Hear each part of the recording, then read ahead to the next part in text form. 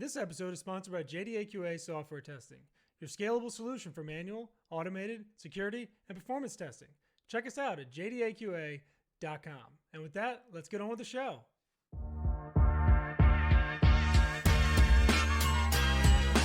This is The First Customer, hosted by Jay Agnew.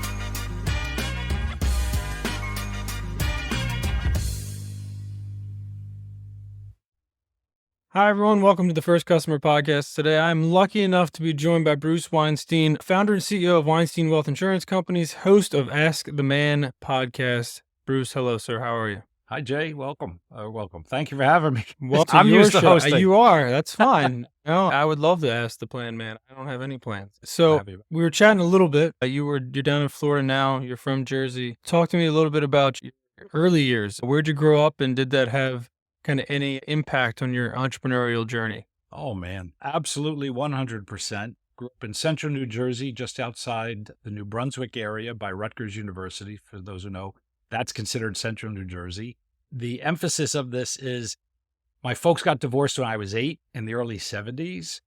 And I had to figure out as a young kid, make some extra scratch. So I've been very entrepreneurial since I was 5, 6, 7 years of age with lemonade stands and paper routes and shoveling snow and, just hustling to have that extra money because we didn't have it. Right. All right. Well, were your parents entrepreneurs at all? No, my mother was pretty much an office manager for the local dentist in town. So she had to work. And then my dad was he started in the hospitality of hotel and restaurant management, but then he moved into the hospital side. When you're in a hospital, God forbid, and you got to get your 3 meals a day, he ran the kitchens, and he was out in Long Island doing that for many years. So neither really had the entrepreneurial sense of it. So I just kind of came by it naturally. I mean, I've literally, except my first, you can't count like high school jobs that paid you, but delivering pizzas, you work for tips and you work in the mail room. So, you made your $3.10 an hour. I worked at Carvel. I usually worked 2 jobs every summer through college. I had one job right out of school in the computer space, hated it, was miserable. So since the age of 23, I have always been self-employed, eat what I shoot, generate and earn my own income. Wow. So it's a preferred way of life. I could tell you It's a nice way of life. I noticed you went to Indiana University of Pennsylvania, which I couldn't wrap my head around what that means. And you're a PA guy. You should know I am, that but I don't school. know what the Indiana University where is that? Where is that located? So fair enough question. So Western Pennsylvania, about an hour outside of Pittsburgh, 2 hours from Penn State. Think of back in the day before cars in the late 1800s, Pennsylvania is very mountainous, right? Mhm. So you had these little towns in Bloomsburg and Lock Haven and Slippery Rock and Edinburgh, I think was one. And so there was a town of Indiana. It was Indiana Normal School. These were teachers' colleges back in the late 1800s. And then over time became colleges and then universities. And it's all part of the Pennsylvania state school system. It's a Division II platform. But Indiana is the hometown of Jimmy Stewart. For those old enough to know It's a Wonderful Life, it's on every holiday season. That's its claim to fame. It's the Christmas tree capital of the world. Most of the Christmas trees come out of that region. It's very mountainous. Rains, forever, 200 and, 300 days a year it rains. And there's a Jimmy Stewart museum and everything. So just the school I found. I grew up, as I mentioned, right by Rutgers. Overbearing Jewish mother was not going to go to school 2 miles away. I had to get out of town. And I came across this school through a relative that had gone there.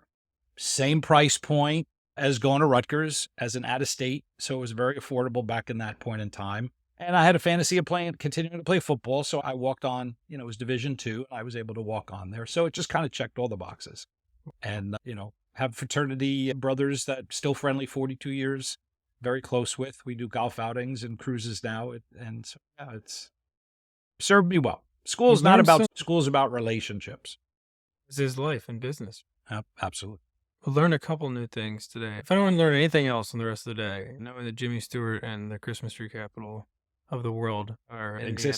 exists in your Pennsylvania. state. Yeah. But it was Oh, always convinced it was in Ohio because he's like, well, it's Indiana and it's Pennsylvania, so it must be in Ohio somewhere. That was always his quip. that's a So, fair. I mean, I could see that. I could see that. All right. So but we've had NFL guys come out of the school. You know, what it's position very did you play? What was well. I was left out mostly.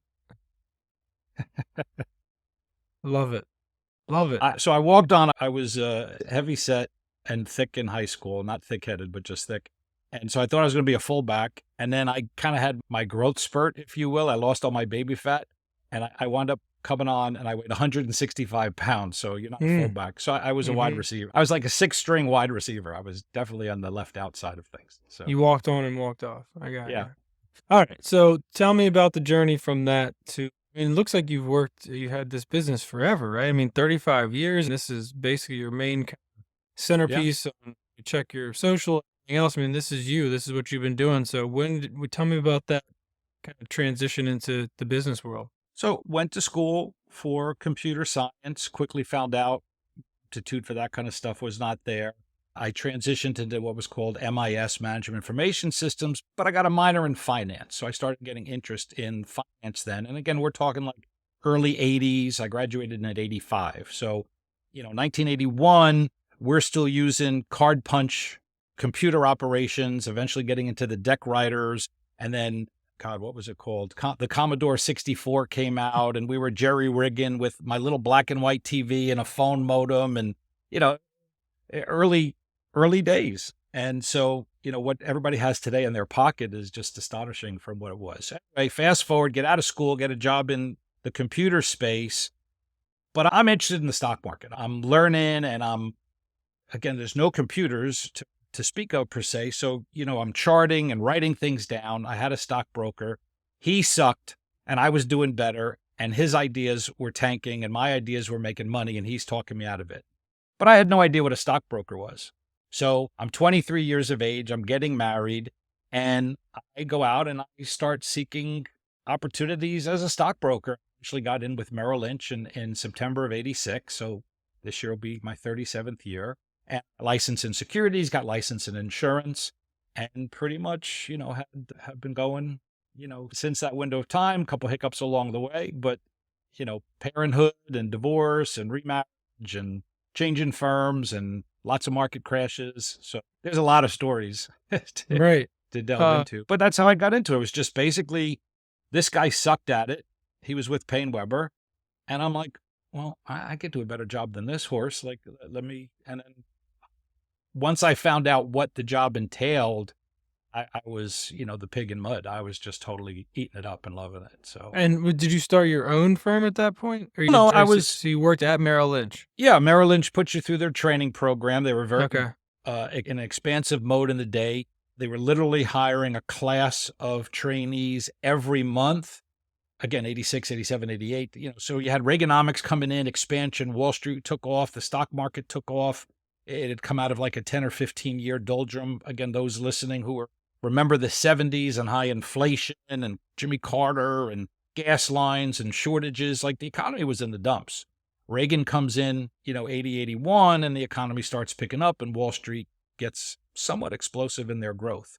So my training class was 175 people nationwide, and they were hiring that every month. So that's over 2,000 financial advisors they were bringing in. We were called account executives back then. A year later, Jay, 10%. 10% of my class was left. So that's why they hire so much, because it's who's going to stick and most don't make it. And the big reason why is the phone weighs 1,000 pounds. And we were just cold calling. I mean, that was the day. You just literally got a phone book and you cold called out of a phone book. Mm-hmm. Wow. So when did Weinstein Wealth Insurance Solutions or whatever iteration, when did you start your first business after you cut your teeth doing the Merrill Lynch stuff? So through an evolution of years, 2016, 30 years in, I sold my practice from the financial advisory side. And there's some backstory there that I will say it was not necessarily by choice. Got to run in. Wall Street kind of gobbled you up. As they say, you can't fight City Hall.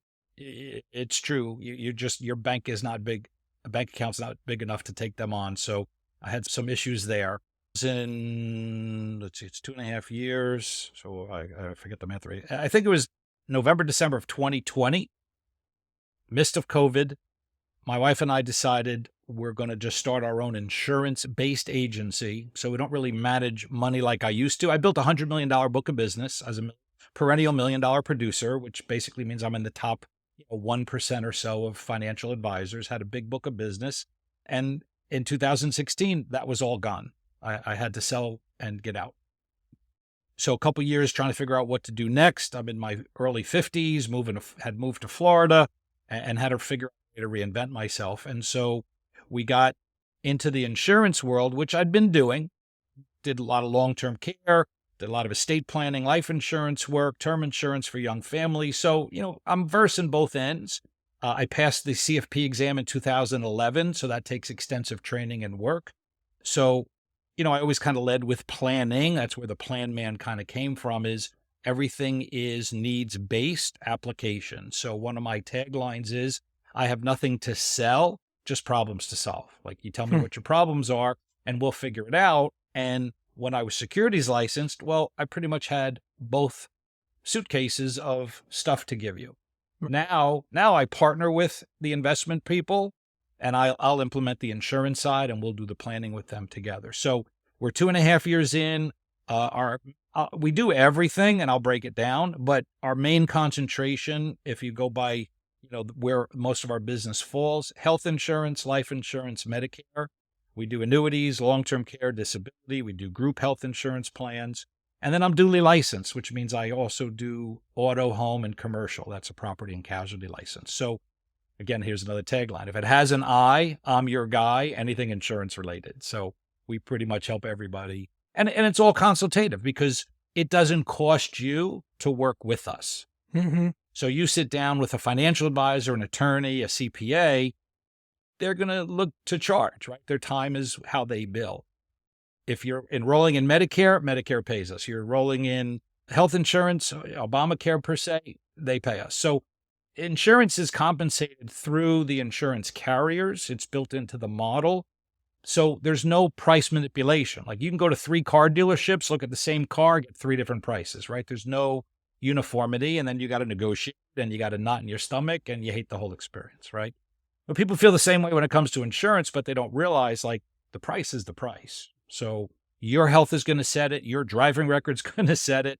And so it's just a matter of helping them understand it, interpret it, make sure that they're properly covered for the risks.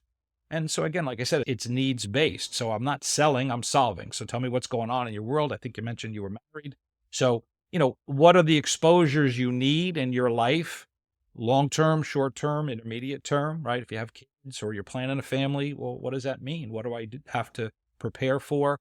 And so those are the conversations. So it's all consultative. I'm sorry, I keep going, but I use something called the SWOT, right? Strengths, weaknesses, opportunities, and threats. So you'll hear people apply that in their business, and we apply it into your finances, right? What's Jay's SWOT? So you're going to have strengths. You're going to have some weaknesses. We'll show you the opportunities, and we'll certainly show you the threats. And then it's a matter of, hey, what do you want to do about it? Mm-hmm. I love it. So I want to talk a little bit about that initial kind of creation of what you're going to reinvent yourself for. Obviously you don't need to name names, but who was your first customer? I mean, how did you get that first person into this new business that you guys were doing? Like, how did you land that first customer?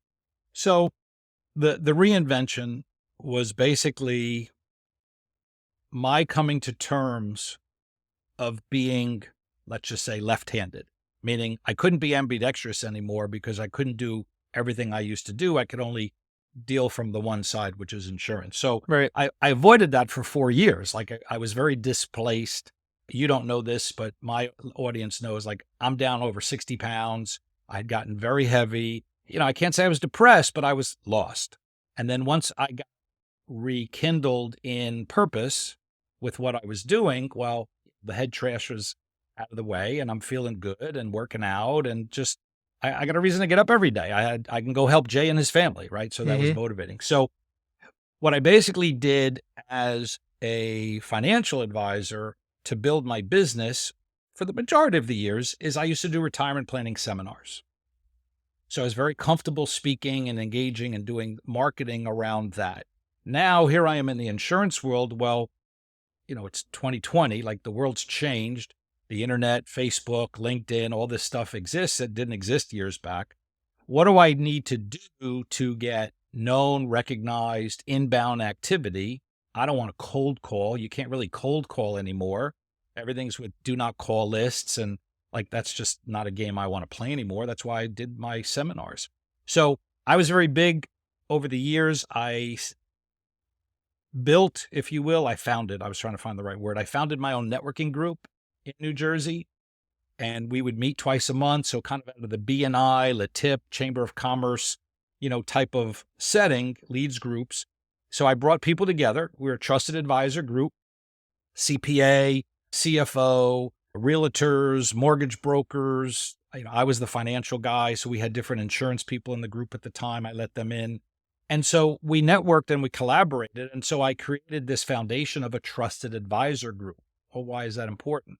Well, any one brokerage firm, a Merrill Lynch, has 20,000 financial advisors. Guardian, Northwest Mutual, Mass Mutual, name a firm, there's thousands of us. So what makes you different? What makes you unique? We're all asked those questions. What makes Bruce more unique? Well, the way I kind of built things was I had to be more valuable than just what the stock market did for my client. So I'm an outside the box thinker and always challenged the status quo and gave them different ways to look at things. But I built what I call a golden Rolodex. So, nowadays it's your contacts in your phone, but it was literally a Rolodex in my day. You had business cards and you're like, hey, where's Jay's number? And I, go look under either J for Jay or A for, Agner. And so, I got to find them. So when a client would call me and say, hey, I'm looking for a plumber, or I'm going to go buy a new car, or I'm looking to move. Well, I had people. Mm-hmm. And so I would say, well, here, give Jay a call. He'll help you out. And so, and I actually talk about this. I do an insurance talking circuit, if you will. And one of my slides or topics is never say no to an opportunity. And what I mean by that is if Jay calls me and asks for something and I say, no, I can't help you, he's going to go find somebody eventually. And most likely Jay's not going to come to me next time because he didn't perceive me being able to help him. But if I'm able to help him, even if it's something that I'm not directly involved with, compensated, but I'm a conduit, Jay's going to come back to me next time too. Mm-hmm. Because you're going to see me as a resource. Hey, Bruce got a lot of contacts. Oh, Bruce's plumber was great. Bruce's handyman, Bruce's car guy, Bruce, what, So a lot of those people were my clients. So it helped business within the business, right? Keep it in the family. But it made me more valuable. This is that lesson to your listener is you want to be more valuable than your competition. And so having resources and connections to bring in. Now, certainly you have to trust somebody. Like you and I are just meeting. You don't necessarily trust me yet. You might like me, but I've got to earn your trust, and then I got to earn your referability, and vice versa. So the group, by being together regularly, developed that higher level of intimacy than some strange, a stranger that you might just pick up the phone book, right? So think in your life of every time you needed a painter, you want to get your car detailed, like, usually asking people, hey, well, who cleaned your car, right? Or you see your neighbor getting his car detailed and you walk over to the guy and you're like, hey, give me your card, right? So you've already assumed the person's good and trustworthy and reasonable because your neighbor's using them. And you might ask your neighbor, hey, how do you like this guy? How long are you using him? He might say, oh, it's my first time. I'll let you know. Or he might say, oh, this guy's been doing me for years, right? So, well, then you're going to do business with that guy if that's what you need. So we all kind of come from that level of, security in a referral base. So I built a referral-based network and I labeled it Trusted Advisors Group. And then when I relaunched the business, the wraparound to your question is when I came to Florida, my New Jersey group somewhat disbanded. I built a group in Florida. So started a whole new networking group in Florida. Then with the internet, with Zoom and the world, in COVID, I was able to take my Florida-based group, reconnect it with some of my New Jersey people. And so now we meet via Zoom, and I've got people in Oklahoma and Texas and Tennessee. And so, New Jersey, Pennsylvania. So, now you can collaborate on an even larger scale because of the Zooms, that are out there. Right. And then, so again, it's just redirecting. So, 2.5 years into this, I got back to my old techniques, networking, social media, and just promoting what was first Weinstein Wealth, insurance solutions, and, just letting people know here we are, what we're doing. Having been out of the business for 4 years, people were like, oh, good to see you back. What are you doing? But none of my old clients are really clients. I think I have one or two that really fit what we're doing or needed what we're doing because I had pretty much taken care of them. A lot of those clients are long retired now. So it's really been getting new clients, new relationships. We strategic partner with other insurance agents. That's part of our business model. So let's say you were an auto and home agent, P&C. Mm-hmm. You're not necessarily familiar or versed with life or health or Medicare. And dollars to donuts, your clients are asking. Like they need it. You've got business clients. They might need a group health plan. You're not versed. Well, you can A, get licensed. B, you could hire people. Or C, you could partner with people like me that do it. And then I'll revenue share with you back. We give a third. So if you think of the profitability in a State Farm or Farmers type of model, they want them to expand and hire staff. Well, a net profit after expenses and salaries and commissions, they're lucky to make 20, 25% net on an employee. So instead of dealing with that, well, hey, here's this guy doing this for 36 years. He knows what he's doing. Your clients are going to give you great feedback. And so we'll pay you as if we were on your staff. So that's part of our model too. And we get a lot of inbound referrals from agents, not just clients. So networking, business groups, strategic partnerships, all, and I think you would need to have lived through a lot of that stuff like you have to go to take that route, right? Like a lot of people would try to do that. If you were to go to somebody, say, start a business in their 20s, and you say, you need to start with strategic partnerships, a networking group, and like a community, like people are like, what the hell are you talking about? Like, that's the dumbest idea ever. I'm going to go like bang on doors or call people or whatever. So I think your experience over the years kind of sounds like led to the way that you relaunched your business and your career, right? Like you learned that those are the ways to get business. Well, yeah. Look, it's not to be disrespectful in its nature, but when you're young and dumb, you pretty much are going to do anything. You don't have the scars and the damage. So, back when they were hiring at Merrill, we were all young guns. We were all early 20s. Ex-military was very big. Why? Because they give you marching orders and just tell you what to do, and they don't really want you thinking.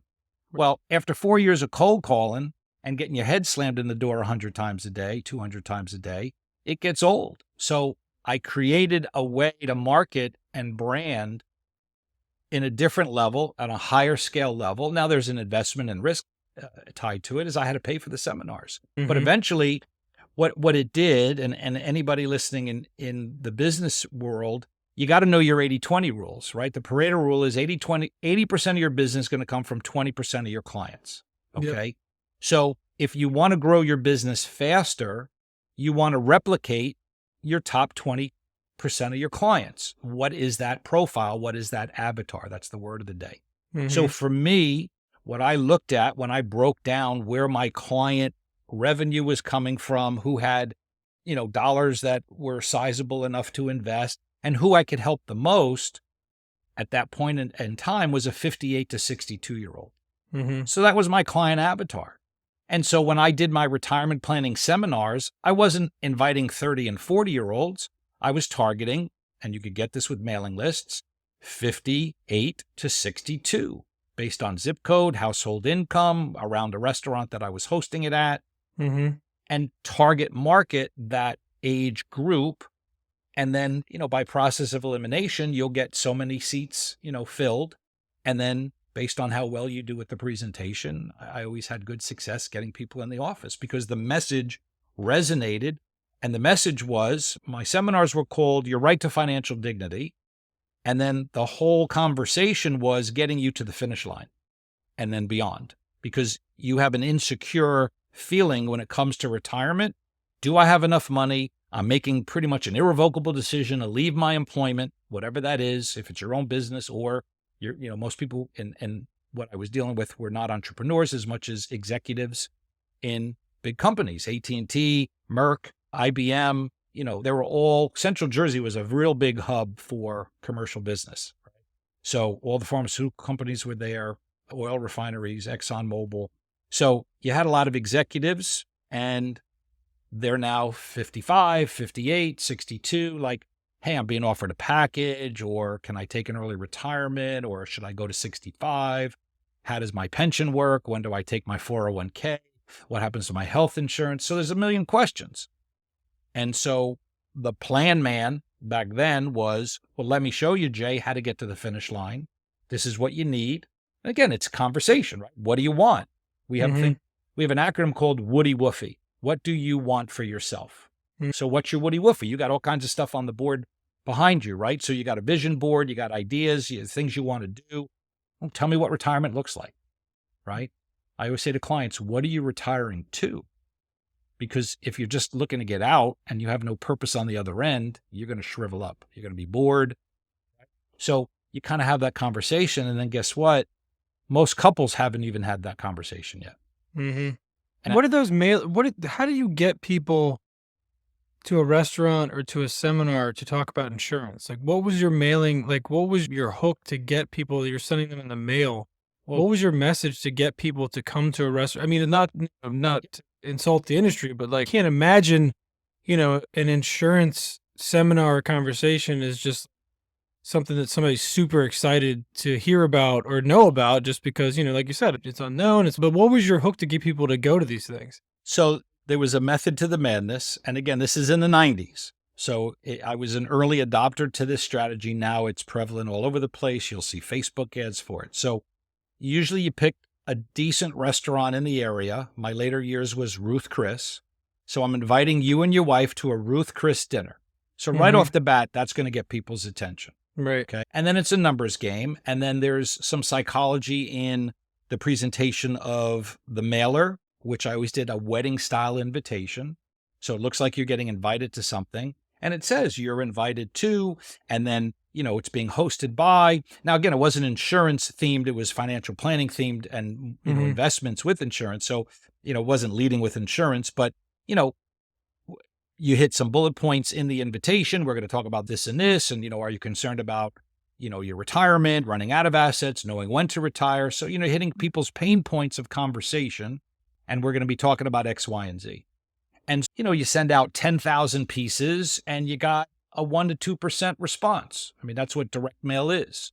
So you send out a big casting net, and then I would get 100, 200 people to attend. And I would do it over a couple of nights. Sometimes I would do 3 restaurants geographically, within 20 minutes of each other. And then I would circle around their communities, and do a big mailing. And then you had a choice, depending where you lived, you can go to any one of the 3 restaurants. And what would your hit rate be for your success for, new clients from 100 to 200?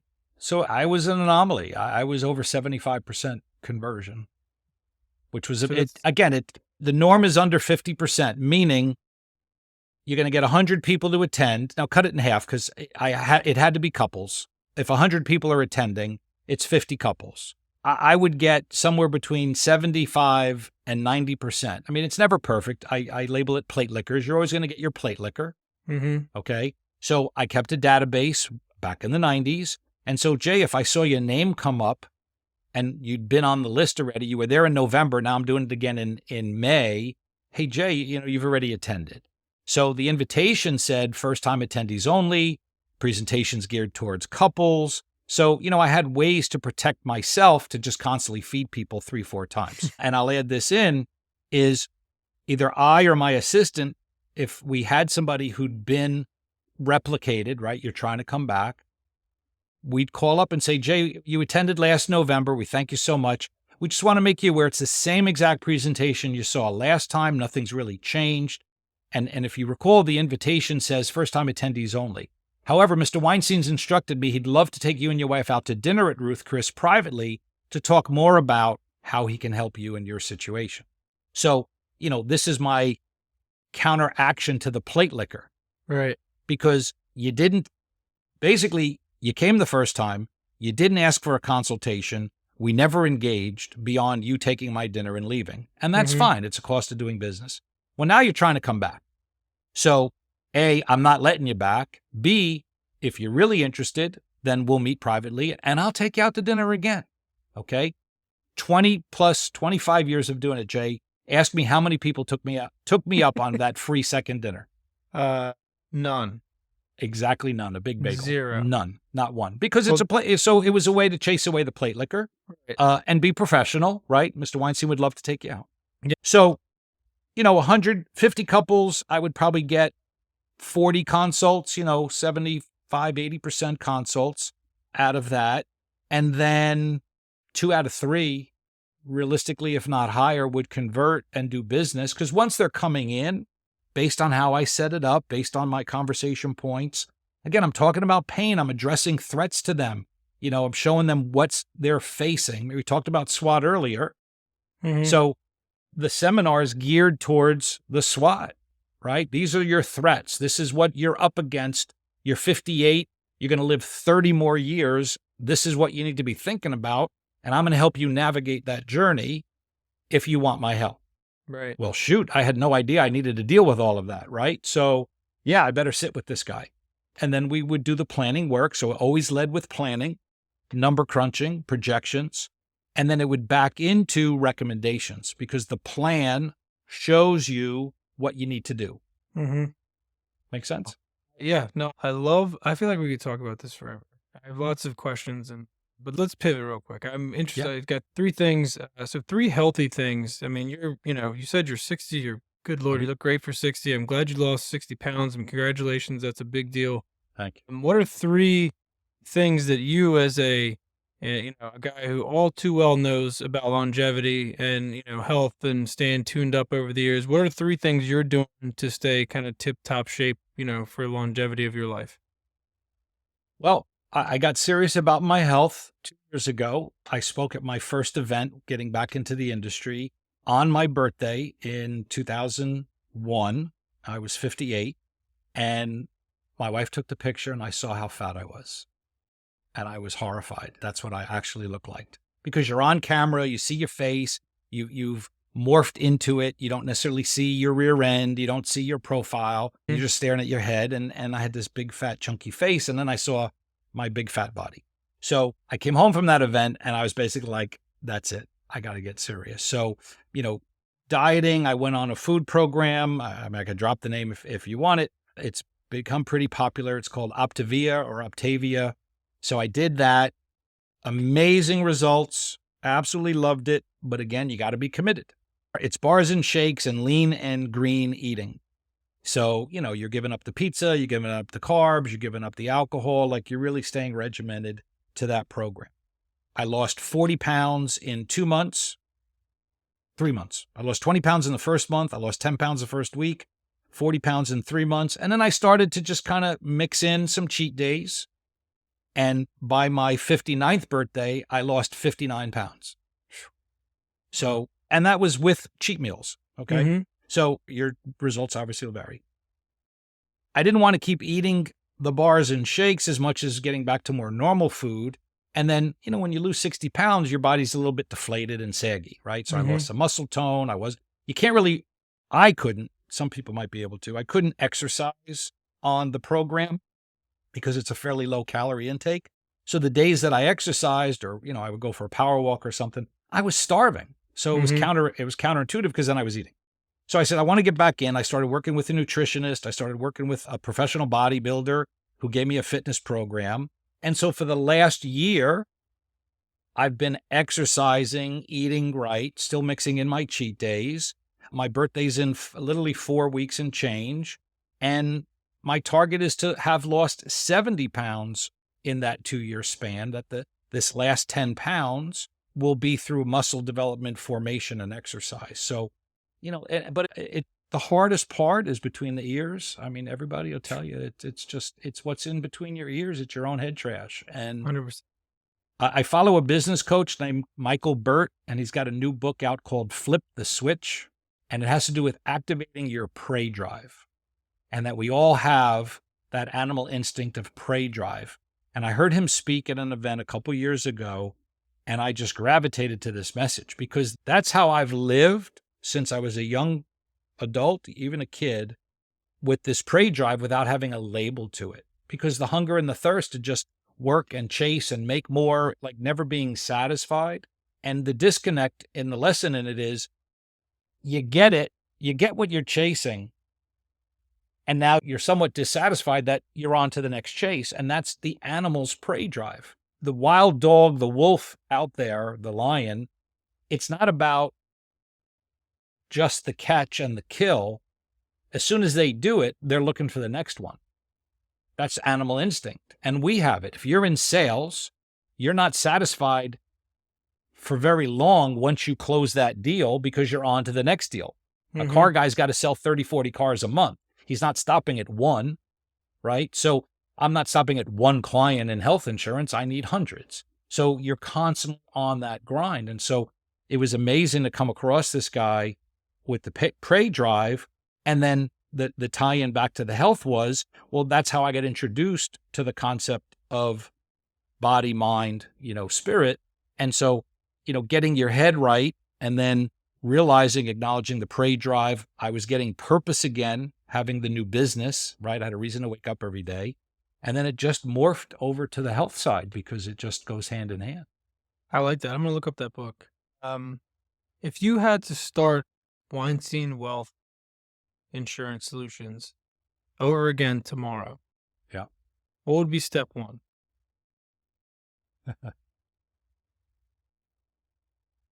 Step one, again, this is teachings, I would say, from Coach Burt again, is become a person of interest. Why are you and I doing podcasts? We're trying to get popularity, exposure, being known. My phone's going to ring. Your phone's going to ring. We're going to get likes and shares. We're going to see our views go up, right? We're hoping people are going to share, comment. So this is a person of interest. It's another one of his books. It was the first book I read of his. And so that's pretty much when hand in hand with what we've done in the 2.5 years is using social media, either paid or free. You could certainly do tons of it for free. And going on LinkedIn, going on Twitter, going on TikTok, going on Instagram, and message, brand, and just give content. And most importantly, lead with value. So again, I have nothing to sell. I have problems to solve. So I'll put things out there to make people think about their vulnerabilities. Have you thought about this? Have you thought about that? What would you do here? What would you do there? Oh, I hadn't thought of that, right? I have a campaign called You Probably Know, which is like reverse psychology. Because we're all, like when you walk in the store, right? You go into Macy's. You still have Macy's in Philly? Macy's. I don't think they're all. I think they're all closed. Kmart's are closed, but you walk through you walk through the department store. You're going to walk through the perfume department almost every time, right? And here they come at you. Would you like to sample this? And they're spraying and spritzing, right? So we all have that. It's been labeled crocodile brain. Is we all put up the defense of no, right? We get defensive. And so I learned through training the reverse psychology is pattern interrupt, is put things in a different way that people have to stop and think because their instinct is to always go to alligator. Brain is no, like it's defensive. When you walk around the car dealership and the guy comes out, you say, no, I'm just looking, right? Like we're used to saying, I'm just looking. So can I help you with your health insurance? No, I'm just looking. Well, no, you are looking for health insurance. Like, what are you afraid of, right? So my pattern interrupt is, as an example, Jay, you probably know how Obamacare works. Jay, you probably know when the best time to take Social Security is. Jay, you probably know how to enroll in Medicare. So it's a reverse questioning because you're going to sit there going, no, I don't know. Right? When you answer the phone and somebody says, is Jay there? No, right? You don't know who it is. You're going to say no. Or here's a good one. Did I catch you at a bad time? No, right? Hey, did I catch you at a good time? No, right? Click. Did I catch you at a good time? Nobody's saying yes. They're saying no. Jay, did I catch you at a bad time? Yeah. No, you're used to saying no. So no, you didn't catch it. So you're using some of those tonalities and questioning to make people stop and think, and it's a different approach. And again, it's a separator in, you versus your competition, let's say, as you're building your business. It's the same thing. I'll go on a slight tangent is how many people say no problem? You're ordering something at the restaurant. Hey, can I get a side of, fries? Sure, no problem. Right? Or thank you, no problem. Well, it's a negative connotation. You're throwing a no in versus my pleasure or you're welcome, right? Thank you, you're welcome. The no problem is like, well, was it a problem? Did you think it was a problem? Like, I asked for more soda. Yeah, sure, no problem. Why is it being posed as a problem? So again, it's just psychology here. So I love and pay attention to the my pleasure, you're welcome. Like, I mean, you're welcome just got lost. Like nobody says it anymore. It's like, no problem, right? So, things of that in your business acumen. I'll give you one more. And I shared this at an event I was at. Lose the word honestly in your conversation. Don't say truthfully. Don't say honestly. You could say candid and frank. You're always truthful. You're always honest. Don't say it as a point to drive a point. Hey, Jay, let me be honest with you. No. Why don't you keep lying to me instead? Right? So, Jay, let me be frank. Right? I'm always honest. I'm always truthful. Let me be frank. I'm going to be blunt. Right. Right? I would say, then I would say Bruce, not Frank. I'm a dad. I have to say something. I have to keep that. Yeah. All right. Okay. No, but I like that. So, all right, let's do one more. Call it the mystery question. It's not a mystery. It's on every single episode, but somebody will eventually know the answer to this question. Non-business related. What is something you would do if you knew you couldn't fail? Oh, man. So, stand-up comedy. Oh, I've got it twice this week. You've got a lot of so why? Are you afraid that you would just bomb and like that's why you would not go do it today? So I've assessed the situation. This part of the answer. I'm trying not to make excuse or rationalize, but part of it is I hate being scripted. Comedians have a routine and a bit, and it's scripted. And you literally could come to 15 of my seminars and the context will be the same because I work off of an outline, but the conversation is different every time. When I have one of the worst things I hate doing is giving my 60-second commercial, my elevator pitch, because I don't like being scripted. I don't like saying the same thing. So I'm always more pertinent to the moment, to where I'm at. I'll pick off of what somebody else might have said. So I always keep it lively. So my comedic style would be very Robin Williams-esque as an improv versus just standing up there telling jokes. But after 9/11, so I'll give you my stand-up comedy, because I mean, you don't know me well enough, but I'm very comical. I'm very funny. I'm very good in the spontaneous responses back and forth. And people have said like, dude, you should do stand-up, like you're hysterical. I'm a good storyteller. I know where, the pauses and the tonalities and all that. So whatever, I'm not a trained comic, but I've certainly learned and watched all the greats, right? Going back as a kid with Red Fox and Richard Pryor and the like. So anyway, 9/11 happens and everything is turned on its head. And somewhere in there, I get an email for a comedy workshop, literally 6 weeks after 9/11. It's like in October. And it's out in Palm Desert. And it's a woman, her name is Judy Carter. And supposedly she holds these workshops. And I'm like, F it. Like, after 9/11, like, dude, I could be dead tomorrow. Like, this is something I've been told I should go do. I'm gonna go to the workshop. My wife would not fly. I went with a childhood friend of mine. And she flew. Her name's Beth. So we flew out to Vegas. We spent a couple of days. We saw U2 in Vegas. And then we drove to Palm Desert. And I went to this workshop. well, they want to know what day I want to do my routine. I'm like, well, I don't have a routine. They're like, well, you get 2 minutes. So yeah, Friday, Saturday, Sunday, you get 2 minutes. And there's judges and there's people from the comedy stores. Like they're looking for talent. Mhm. So there are really highly skilled comics there. And then there's me. And the first night we're going in and everybody's doing their bits and you're in the audience. And then we're out drinking afterwards and hanging out and I'm picking people's brains. And they're like, what do you mean you're not doing it? Like, dude, you came 3,000 miles. Like, you got to do something. Like, you're going to fly home going, why didn't I do it? Right. I'm like, but I have no bit. That's where we're going with this. Jay's like, I have no bit. I'm not a comedian. Like, I came to learn what to do if I wanted to actually go do it. That's what a workshop was. No, this was basically showcasing comedians. So I'm totally out of my element.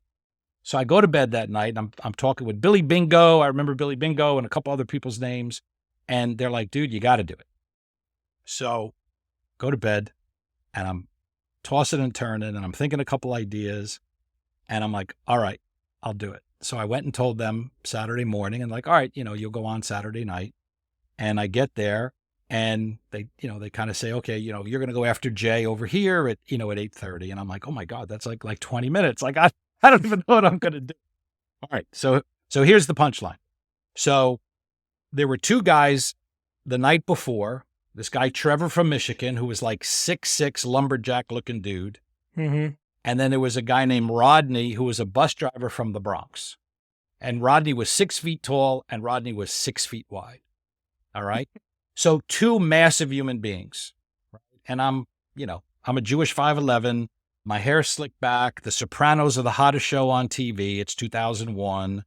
And I'm wearing like a sharkskin shirt, all shiny. I look like I'm a mobster. Like I totally look, I don't have any facial hair and I'm not wearing glasses at the time, but I'm looking very Soprano-esque. It's just, the attire of the day. So I grab these two guys and I say, will you come with me?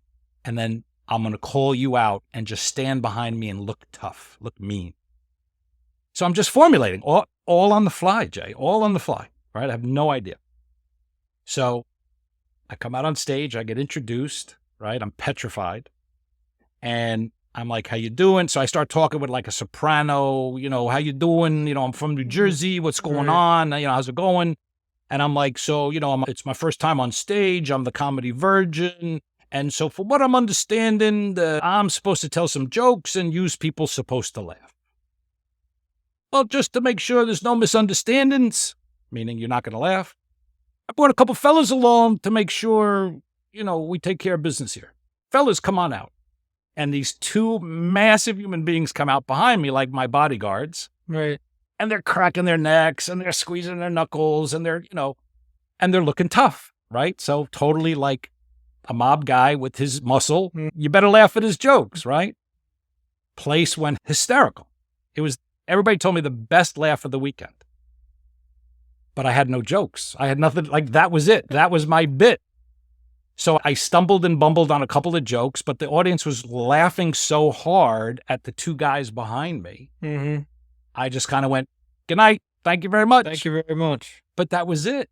It was a bit. It wasn't jokes. So I put my head on the pillow that night and I had the biggest smile on my face. And I'm like, I did it. And then I'm like, I don't think I ever want to do it again. You're like, that's it. That's it. Unless I peaked, but I did what I wanted. And so that question clearly resonates to me. If you couldn't fail, because there's certainly the fear of failure in that, right? That, yeah, I'd love to be that unafraid to go out and do what Chris Rock does and Eddie Murphy does and all these guys do, because again, I could be funny, but I'm not scripted, prepared. Like that's been the downfall, is to really be able to hone it. And I'm really good at what I do here, so I just bring the comedic flair with it a little bit. You get to use it every day. Well, I love that answer. All right, well, if people are trying to find you, how do they find Bruce? How do they find, I guess I could see how to find the Planman back there.